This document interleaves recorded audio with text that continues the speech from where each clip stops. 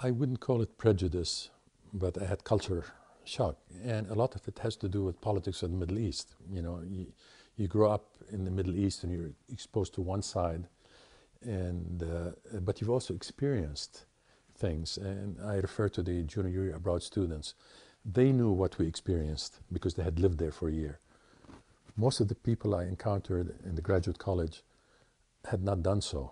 So I was foreign to them, and they were foreign to me. So when we talked about the Middle East problems, I was the minority of one. It was really, and the graduate college was very close-knit. We took all our meals and together. We sat, we had to wear academic gowns, just like British tradition. We sat on long tables, and we had to stand behind our seats until the master said grace in Latin.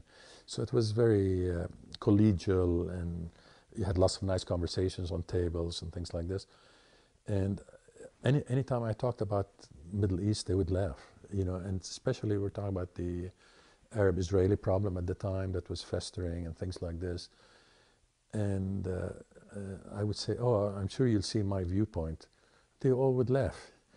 Many of these people were born, lived, and never had gone outside New York City. They came from a completely different environment, reading like New York Times. At that time, it was pretty biased, not as broad in its coverage as that stuff.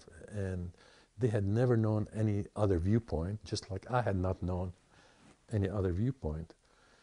And meeting, for example, students from Israel was a really interesting experience. I know one of the students came from AUB, Harry Mavromatis, a Greek Cypriot physicist, introduced me one day to somebody and didn't tell me who he's from. So I shook hands, and then after I shook hands, he said, oh, so-and-so is from Israel. I mean, you have to put yourself in my shoe. I had never met an Israeli before.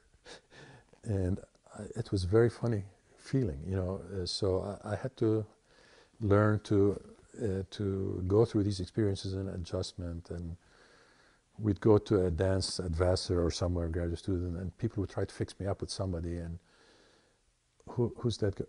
Oh, she's from Israel. We thought it'd be interesting if you meet each other. So I meet the girl, and where are you from? Oh, I'm from Israel. And what does your father do? Oh, he's a chemist. Oh, I'm a chemist too.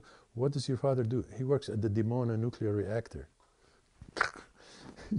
They're making the atom bomb over there, and here I'm meeting somebody, so it's not exactly